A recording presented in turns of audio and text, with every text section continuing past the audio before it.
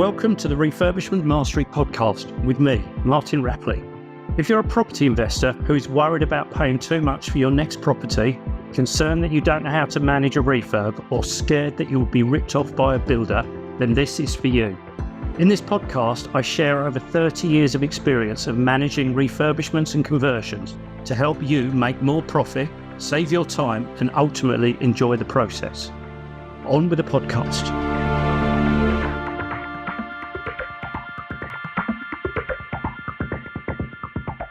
Happy New Year. Welcome to 2026. I thought I'd take an opportunity in this podcast to talk you through my thoughts for 2026 as far as property investment and property development works are concerned. Just to sow some seeds for you. You may know some of this. You may have heard other people talk about it. I've mentioned some of this in some of the other podcasts towards the end of 2025. And of course, you're welcome to form your own opinion as well as to where 2026 might be going to. And I think I'm going to start by saying it is very unknown. I think we are in an element. We're in a time where it's hard to predict too far in advance unless you've got some very, very good, maybe you need a very, very good crystal ball, but it could be that if you've got some good economic skills, you may well be able to look further ahead. I will credit again Dan Hill, who is one of my mentors from Property Entrepreneur, who does give us his views and thoughts going forward. Generally, I've got some ideas as to where he believes next year is going. He, of course, is talking about property investing generally, whereas I'm coming at this more from a perspective of refurbishments, conversions, and developments. The first thing to ask you to consider is whether you actually have a planned strategy for 2026. And I say that because when I look back to 2013, 2014, 2015, 16, those kinds of times when I was first getting going in property investing, I have to say I didn't really have a particularly definite strategy. We were looking at properties. We were looking for the best properties we could find where we could add some value, even more interested if we could pick them up using a creative method. But we hadn't really drilled down on what were we really looking for. And importantly, what is our niche? What were we going to focus on? So I'd encourage you to think about what your niche is, and what makes you stand out. What makes your properties different or your developments different from other people's. Because if you can find that niche, assuming that niche has a market, of course, but if you can find that niche, you're going to find that there's a lot less competition or possibly no competition at all. The niche that we've been focusing on for a few years now are high-end properties in low-end towns, which at the moment is predominantly Dover in Kent. So Dover is one of the cheaper in fact, possibly almost the cheapest area of Kent to buy property in. Our competition have just about discovered painting and magnolia. We're certainly not into the realms of feature walls and workstations, tea stations, and things like that. So we provide rooms in our HMOs and also in our flats at the higher standard for the few people that need to live in the town, want to live in the town, want more than magnolia walls, and are prepared to pay a little bit more for that. So it's a bit of a niche market. There's a few other people joining us in that market now.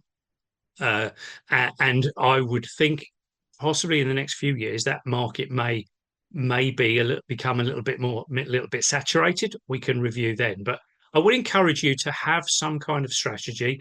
Think about what your niche is, because you want to be really good at one thing and then go super deep at that one thing. if you're going to scattergun as we were doing 10 plus years ago, then it's definitely going to be, a slower journey. It's going to take you longer to build, and you run the risk of acquiring property that perhaps isn't as good or as profitable as you would have hoped for, because you've kind of scattergunned and perhaps not gone deep enough to really understand your niche, your market, the pricing, products in that particular niche. So do spend a little bit of time just considering what your plans are for the next 12 months. And by all means, take account of some of the things that I'm going to talk to you about in this podcast that hopefully will just sow some seeds for you. So obviously, I hope it hasn't escaped your notice that it is a buyer's market at the moment. So that means for us wanting to buy property, we probably have got the upper hand. There's quite a few motivated sellers out there. There's property that I'm seeing where prices are being dropped. And that's all kinds of property, by the way. So it's definitely a good position to be in if we're in a position to buy. But the reverse of this is it's not a good time to be selling. And thinking that I'm talking here to also those of you that do development and development to sell, you need to be very careful at the moment if you are bringing property to the market that needs that you're planning to sell. Now, is that going to stay like that forever? Of course, it's not. And it will, the market will become a bit more buoyant, and it will get to a point where property will sell. But we need to think about what that might look like through 2026. The end of 2025, I think the property market, which was slow in the first place, slowed down even more. There was a huge amount of uncertainty around the budget. So anyone in property, and this isn't just property investors, this is talking about private sellers as well, private buyers as well. And lots of people were uncertain as to what was going to happen. There were various rumours that may or may not have affected property generally. So people held off buying properties or even looking for properties towards the end of 2025. And certainly up towards the budget towards the end of November. Well, of course, after we've got the budget out of the way and we've got a little bit more clarity, up go all the Christmas decorations, and we're now into Christmas mode. So by the time we get to today, or when you're listening to this podcast in early 2026, very few people have actually been thinking about property probably for 2 to 3 months. Apart from obviously dedicated property investors who are looking all of the time, what we really need are homeowners and retiring landlords putting their properties on the market. And a lot of them would have held off for possibly 3+ months. So I think we are going to see a little bit of an upturn in the early part of 2026. I don't think it's going to be massive. The winter months, the reason properties go on the market in the winter months is often separation and family disputes and things like that. So the family have spent too much time together over Christmas, realise it's not working, and need to. Some families are splitting up, but other families are saying we need something bigger. So let's put our property on the market. Let's start looking for something bigger. But through January is a very flat month. I think Christmas lasts 6 weeks or so now, doesn't it? So January is very flat for a lot of people. They're not thinking really strategically. But I think by the time we get into March, we're going to start to see that there are going to be more people wanting to move on. Hopefully, the weather gets better, and we are going to see, I hope, the market twisting, or I say I hope, it doesn't really matter because there's always market. But I think we're going to see it turning towards a little bit less of a buyer's market. I'm not saying it's going to go to a seller's market, but it's going to start opening up in into the spring next year. So, think about that. If you're looking for properties now that you're going to buy and refurbish, bearing in mind it takes you 4 or 5 months to buy a property now, then you could very easily be bringing that to market later in the year, perhaps spring, maybe even into the summer, depending on how long the purchase takes and how much work you want to carry out to the property. And I think in that respect, now would be a really good time to be looking at buying properties that you can add value to. Just jumping in to make sure that you've got everything you need. Now, in a number of these podcasts, you'll have heard me talk about other property investors that I'm currently working with or have worked with in the past. And so I wanted to ensure that you can find out how you can actually work with me.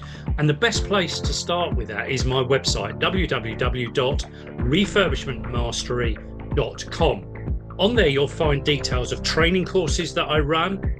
You'll find details about my community and also how you can work with me on a one-to-one basis when you are progressed far enough down the line.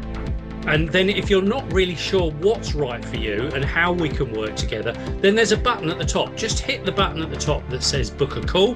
It's absolutely free. It will take you to my diary, find a slot, and we'll be able to talk in the next couple of weeks.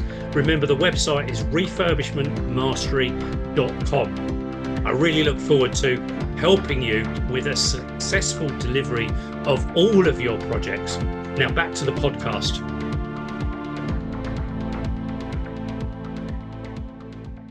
And at the moment, inflation has been, it's about I think it's about 3.5, 3.6% at the moment. Inflation's reasonably stable. There is still a chance it may just drop a little bit further, but I think there's other factors affecting that. So I think, don't assume it's going to drop massively, but significantly 3%, 3 to 4% inflation isn't going to massively add concern or risk into the costings of your refurbishment projects. Effectively, a 10%, 15% contingency will deal with that. And of course, if it's 3%, 3.5%, that is across a 12-month period. So, if you're buying properties in the early part of 2026, bearing in mind building material prices typically go up in January anyway.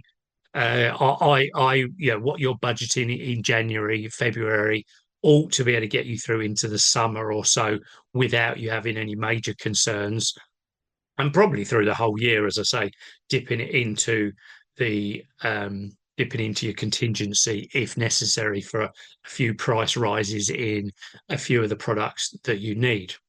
Now, although it might be worthwhile considering properties now to refurbish and sell into the spring and summer, I would be very cautious of larger developments where you're bringing multiple properties to the market. Although it may improve, I think it's almost like being in fog at the moment. We can see where we're going. We can see it at a certain distance in front of us, but I think the economy is in a position where it's hard to say where we might be, say, in 12 months' time. And if you're buying properties now to build or sites to build or properties to convert with a sole view of selling, I think you are taking a bit of a risk, and I really would advise that you have a second holding strategy of some type for some kind of market, depending on what you want to do, to ensure that you're not left holding a large development property with lots of empty units that you've struggled to sell. So I think go with caution for big developments, but you should be okay for one-off flips, probate type, rundown properties, those kinds of things you should be okay with. From an investment perspective, of course, we've got the rights bill coming in at the beginning of May. I think that's going to lead to even more landlords getting out to the market, and predominantly those landlords that are going to come out be leaving the market are going to be those ones that have been in the market for a long, long time, and we could here be talking about 20 plus years. They've come from an environment where they probably own the properties in their own personal names, where renting properties was much, much easier, and there was less legislation, less bureaucracy, less licensing, certification, and all of that kind of thing. And every single time there's a change in environment, some more of them are going to say, "That's it for me. I've had enough." There's been reasons in the past. Section 24 has come in the past. There's been other issues with tax, other issues with legislation, licensing, and things like that that have been thrown at them in the past. And the hardy ones have made their way through that. But what we're going to see with the rights bill is more people throwing in the towel. In fact, in the recent budget, there was another change to national insurance, and tax, I think, that related to privately owned properties held in private names. And I know that's not predominantly how we would run the business now, but of course, this is how a lot of property investors have built their portfolios in the years. So I think we are going to see through the whole of 2026 more rental stock or ex-rental stock coming onto the market. For me, and this has been my strategy through nearly all of 2025 as well. If I'm looking at anything that's ex-rental, I'm wanting to be super cautious about the how good the ASTs are, and I'm seeing a lot of properties where I've not got any reassurance that the ASTs are robust, that they've been issued correctly. And my offers have predominantly been subject to vacant possession, i.e., I will buy your rundown HMO, but only if I can buy it empty, because I don't want to take on the risk of some historic tenancies that have not been set up perhaps that well. If they've been set up through a letting agency, then you're probably going to be okay. I'm certainly looking at a property at the moment where we know the AST was only set up circa 6 months ago or so. We know the agent that set it up. And as a result, whilst we haven't gone into the small print at the moment, we're not talking to the vendor about taking that vacant, because we're pretty certain that what's there is robust. But you'll know the kinds of properties I'm talking about, and I'll come back to that shortly in a later part of this podcast. So let's talk about. I wanted to just talk about some different markets, different kinds of properties, and some of this may not be relevant for you, but some of it may resonate with you, and it may sow some seeds and some ideas for what you can do in 2026. So if we kind of go from the lower end of the market, at the lower end of the market, we've perhaps got some of the specialist social housing, which is definitely a market that has opened up over the last few years. It's not something I know a great deal about. I've done a little bit of research into it, but my learning is very much you've got to have a vacant property for the housing providers to be interested, and that's not what I've got at the moment. And I haven't refurbished any whole properties since especially social housing has come about. So these are the kinds of properties where we would typically carry out some kind of refurbishment. I think talking to people that do this, most of the time it's a basic cosmetic refurbishment. They don't spend lots of money moving walls around, reconfiguring layouts, adding bathrooms or anything like that. I think that most of the time they seem to be replacing or even repairing kitchens, likewise in bathrooms, putting some paint around it, new carpet down, checking the boiler works and the electrics are safe, getting everything certified. So little refurbishments that may only take 3-4 weeks to navigate, or even less in some cases.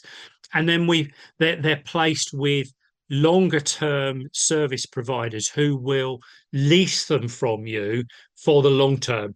And we're talking probably 5, 7, maybe even 10 years or so. So, from a refurbishment perspective, not a great deal of work to be done. So, good opportunities if you're reasonably inexperienced, if you're new to refurbishment. These are smaller, easier refurbishments to deliver.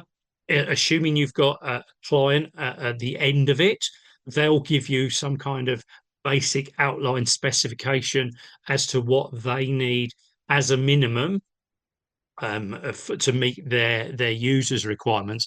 And I'm led to believe there's lots of different user requirements here. So make sure that you are tailoring your project for the right end user. And I'm also led to believe that really you need to have an end user in mind. You don't deliver a property and then look for a user. You look for an end user and then find the property that works for their particular requirements. So that's kind of fairly entry level stuff. Very good, as I say, if you haven't got lots of experience. And as far as the cost of the refurbishment goes, may not even be, might not even be £15,000, and certainly wouldn't exceed kind of £30,000 for a refresh of a property, even if you had to, replace boilers and do a rewire as well. So, fairly entry level kind of things. Also, entry level are the lower end of the PRS. So renting to families, some of which could be on some kind of benefits, um, and and the only difference here perhaps between the specialist social housing and this market is that these people are not in the social, not in specialist side of things. They're still supported in some way or another, but they're not necessarily in the specialist category. These same people, they're going to want safe properties to live in. So again, fairly basic refurbishments. Don't spend lots of money on smart feature walls, swanky kitchens, expensive tiling in the bathrooms. Everything wants to be utilitarian. It wants to just work and serve the purpose. So be careful that you don't overspend on these properties. You may well be able to pick them up at a reasonably good price, but remember at the bottom end of the market that it's difficult to add value from a refurbishment because you're competing with the public at this end of the market. So finding properties at a good price is going to be really, really hard. By the time you factored in the additional stamp duty, you factored in the fact that you're going to be buying it, I would assume, with commercial finance, which is all going to be more expensive than the public are going to have to pay. You're going to find that you will be outbid on some of these projects. So be careful that you don't overpay for the property and then find that you've spent £15,000 on a refurbishment, but it actually hasn't reflected back in the value. So I would be very cautious if your model here is to refurbish and then refinance straight away. I think at this lower end of the market, that's going to be very, very hard. I suspect that may never actually change. There could obviously be a few pockets in the country where that could work, but by and large, I see that being hard now. Now, that's not to say you shouldn't buy these lower end properties, because if you're holding the properties for the long term and you're getting monthly income over the longer term, then it doesn't necessarily matter that you haven't added any value from the refurbishment. But do be careful, because in theory, you could find yourself in a negative equity situation, which means that it could take multiple years before you are in a position to refinance. So think about the terms of the borrowing you're going to take out. You know, if it's on a 2-year fixed term, do you believe that the value might have got up to what you've spent on it in 2 years' time? So think about things for the longer term, and do be careful at this lower end of the market. If I were investing to hold at the lower end of the market, I would only be taking tenants with guarantors going forward, and would probably consider rent guarantee insurance as well, or maybe instead of. I haven't quite got to that point at the moment. My properties are predominantly above that, although actually the one I'm looking at buying possibly might just fall into that category. But I can get it below market value, verified by RICS, because it's on a short lease, and as a result, the value is elsewhere. The value add is not from a refurbishment. The value add is from securing it with a short lease. So those are these smaller entry level properties at the bottom end of the market. Go with caution. I would certainly be going with long term plans to hold. Those smaller properties you're going to really struggle to refurbish, add value, and flip on. I think they are properties to hold for the longer term. As we come up to larger family houses, this is the one bit of the market that has remained a little bit more active.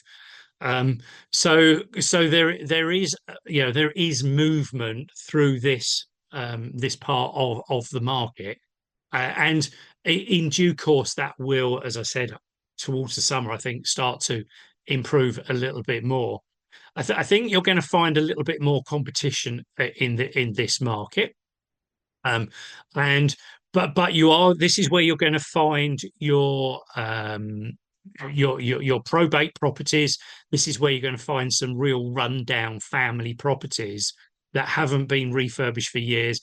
Older folk wanting to move out and downsize. I'm not talking here about people wanting to move out because they live in a property worth over £2 million and the government's going to charge them £2,000. I don't think that makes any difference at all if you can live in a property of that size. I'm not talking about that. I'm talking here about 3-4 bedroom family type houses. And I would say the same here with your refurbishments. Be careful you don't overspend on them. I think you'll definitely find properties in this market where you can refurbish them, add value, and flip them on. I would be thinking of refurbishing to a good standard, definitely a good standard, but with some potential wow features. Maybe think about how can you just zing up the kitchen a little bit more. Would it benefit from opening it up into the dining room next door, and putting in maybe a nice family bar counter kind of thing? Maybe even an island cooking unit, which doesn't really cost any more to put in, but it gives a real wow. And with that wow comes a little bit more income. So think about these things. Really consider the market, consider the location. You don't want to overdevelop a property for the location. But I would be aiming to take the worst property in a street and make it the best property in a street. I would run my numbers pretty much at what is the current best property at the street worth, and then hope that I could actually just nudge that up a little bit. So in the right areas, I think you will be able to add value to normal family houses and flip them on. And of course, you'll be able to use them as single let units as well. But buy carefully, negotiate, and do remember that you are still in a market where the public are competing and they will spend more money than you will because they're buying for the longer term. If you can find properties in this market that have got problems that are going to scare off the public, and particularly things like subsidence or cracks or structural issues, then your competition is going to be massively reduced. And with the right advice, the right guidance, the right support from the right people, you can work out what you need to do to to uh, to rectify those problems and factor that cost into your offer price. Now, some of these larger family houses we might think about converting into HMOs. I still see that as a market at the moment. Being super cautious of Article 4, of course, because I'm seeing more and more Article 4 directives being put in place, and the time frame of those directives being reduced massively. So if it's talked about in your area, understand the terms, understand yeah, how you get grandfather rights, and understand what's needed to ensure that you know, if you are partway, say partway through buying a property or partway through refurbishing a property, then yeah, make sure you understand what you need to do to ensure that you get those grandfather rights. So do keep an eye out on Article 4. Remember, Article 4 isn't just HMO related, although at the moment it seems to be predominantly HMO related. But remember, it's not carte blanche. You can't have an HMO in an Article 4 area. All it's saying is you must apply for planning permission. So it's not a C3 to C4 permitted development any longer.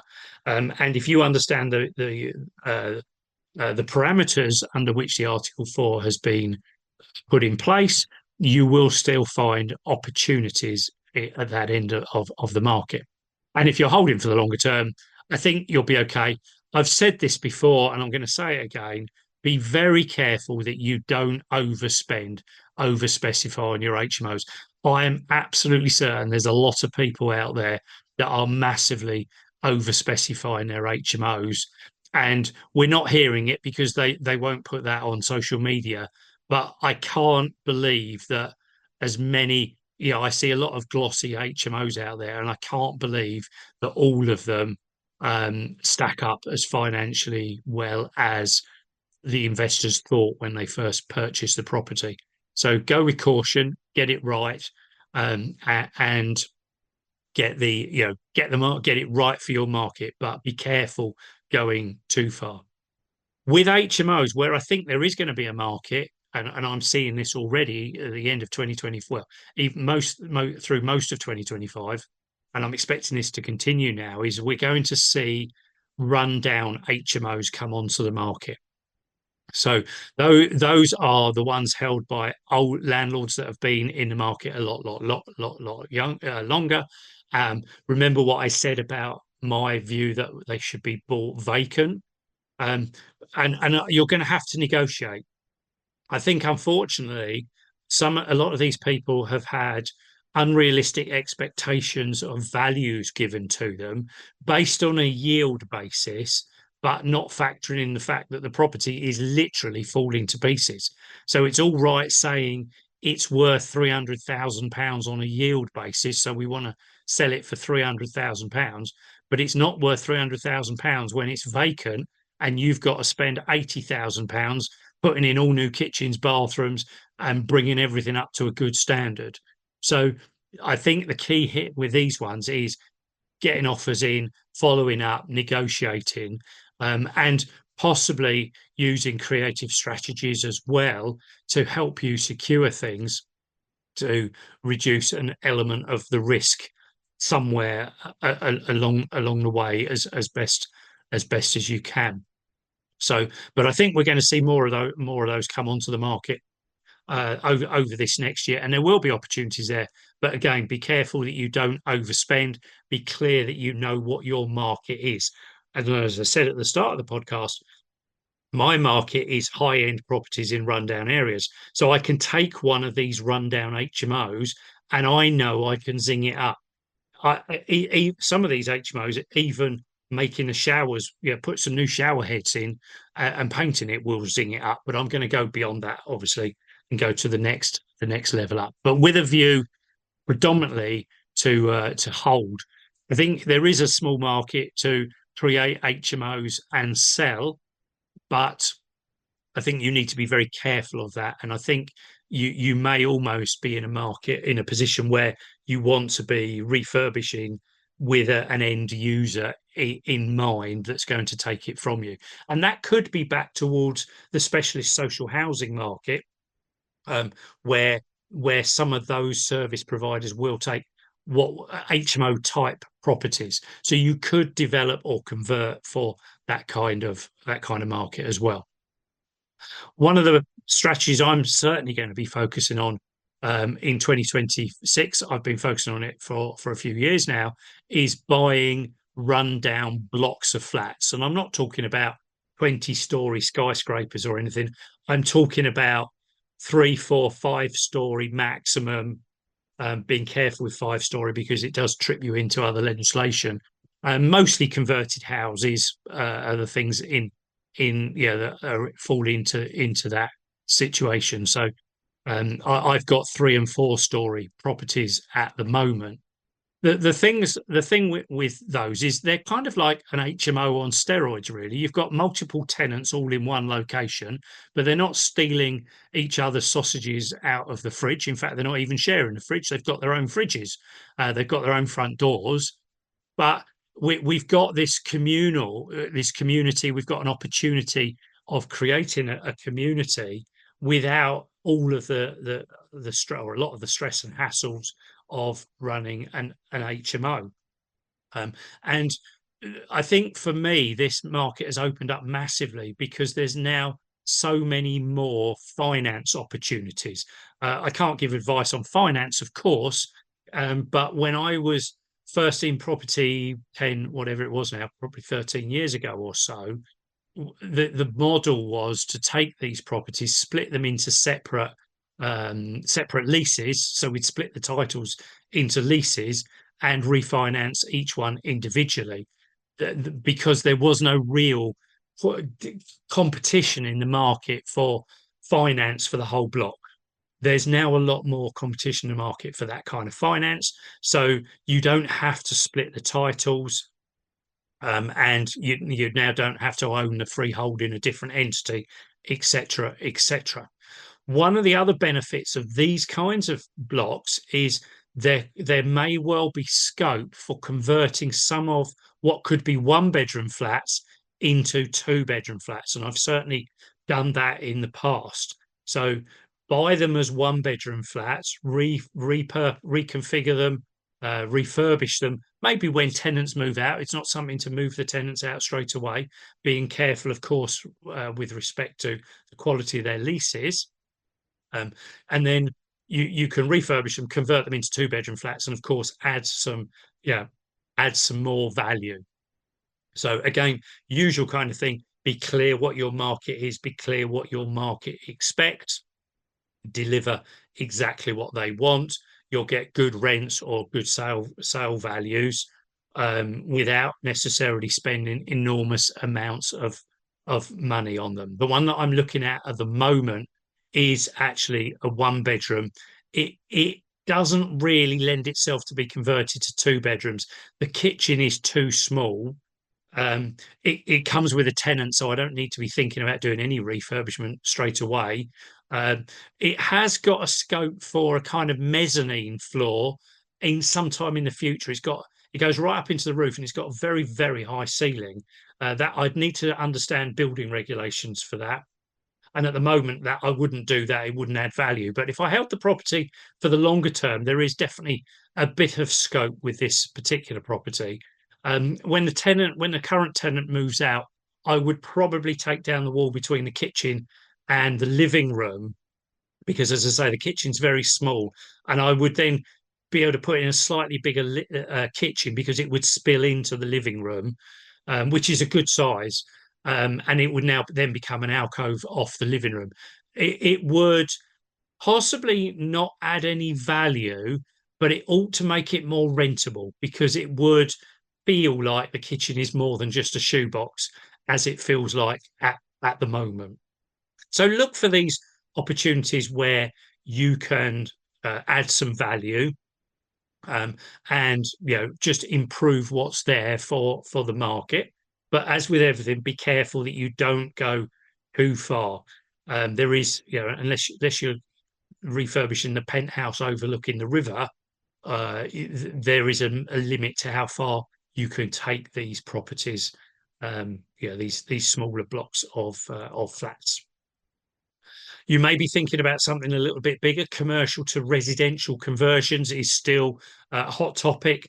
There's still plenty of opportunities out there, all sorts of creative ways of using planning to help you get commercial to residential conversions under permitted development. Take advice from a planning consultant on all of that. I know the outline, but I don't know that in enough depth. I haven't bought commercial for residential conversion actually since 2014. I bought two in 2014, but I don't think I've bought anything since. If I were doing it now, I would be almost certainly looking at build to rent or convert to rent.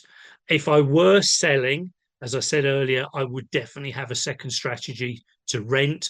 Maybe I would sell, depending on how many units you create, maybe I would sell perhaps half of them and hold the other half. But be careful how long it may take you to sell. So go with caution in this market. There's definitely still opportunities out there. The opportunities I see and the investors I'm talking to find the angles. They're not taking the vanilla obvious things because the vanilla obvious things have normally been overvalued and don't stack financially. This is a market where you really do need to make sure your figures stack because most of the time you're going to be using commercial finance. And with commercial finance, the lender will expect a 20% profit margin to be built into your figures. A lot of those earlier examples I gave you, you may just be doing that with private finance. You may be doing it with your own funds. You might have a loan for the principal, but perhaps not for the work. Whereas once we get into conversions, and of course new build as well, we tend to use external finance. With new build, I think again be very careful what you're building. I would, if you're building anything new build, I would be looking at entry level properties, so small houses, entry level flats. I wouldn't be building executive houses. I wouldn't be building big family houses unless you are really well established. And I suspect if you're really well established, you're not going to be listening to this podcast. There's risk at that end of the market at the best of times, and even more at the moment. That being said, the high end of the market is not something to overlook if you're in the market for moving yourself. So if you want to move your family, you will find some very good high-end properties on the market where you may well be able to negotiate some really good deals. And you may be able to use some creative strategies to secure your dream family house at a really good BMV price. If you're thinking that that's right for you, I would be out in January, February looking for these properties because they've pretty much been stagnant for over a year now. And there's going to be some good opportunities out there if that's where you want to be. I wouldn't be doing that from a rental perspective because renting those high end properties, you're not going to get enough rent to cover the finance on them, and you're not going to, you don't want to be selling them because it is a very limited market. So there's some thoughts for you as to where I think things are going and how I would be considering the refurbishment element of things this next 12 months or so. So in summary, there's plenty of property on the market. There's plenty of property coming available on the market where you can add value. And I'm assuming you're listening to this because you want to learn about adding value to property. So I think there's definitely going to be some good opportunities for the early part of the year because it is still a buyer's market. You should be in a position where you can negotiate prices to a sensible level, to cover the cost of your works and add value. But as with everything, do proper due diligence. Don't believe what the estate agents are telling you. Do your own research and be very cautious, particularly if you are selling. And of course, because the properties are not selling, that is partially reflected back in the revaluations afterwards. So if you're buying things and planning to revalue, I would be expecting to hold for 12 months because that gives you time to wait for the market perhaps to pick up in the autumn, or to really establish itself so that they've got good knowledge of values in the autumn, and then go for a refinance at that point. Taking things on short-term loans and refinancing in 3-4 months' time could be a bit of a risky strategy. So buy yourself some time so that you can get the best values that you possibly can.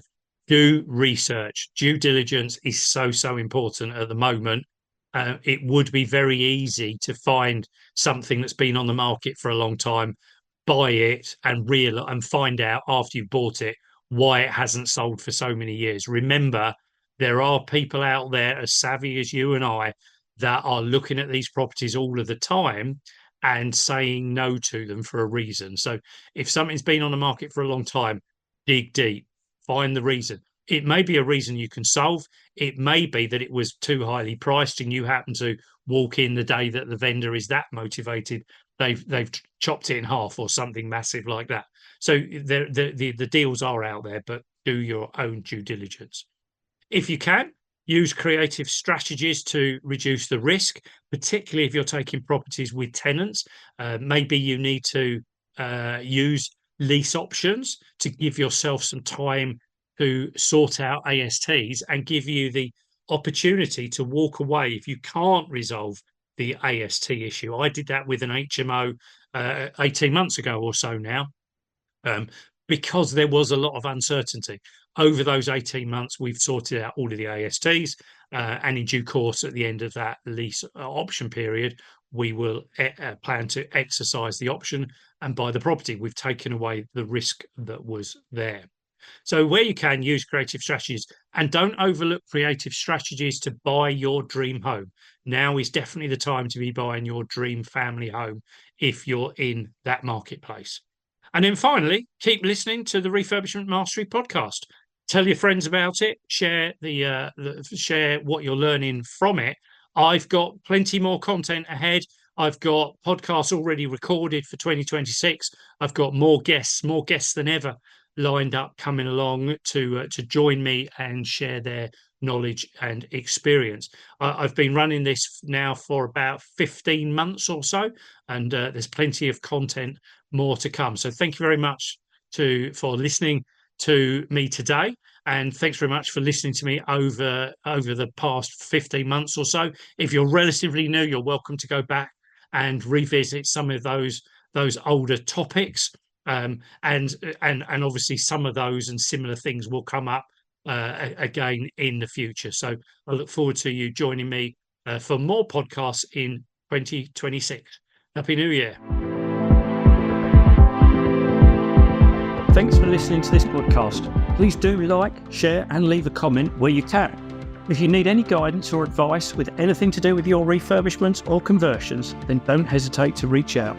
You can book a free call with me by clicking on the link at the top of my website, refurbishmentmastery.com. There's other ways you can contact me in the show notes as well.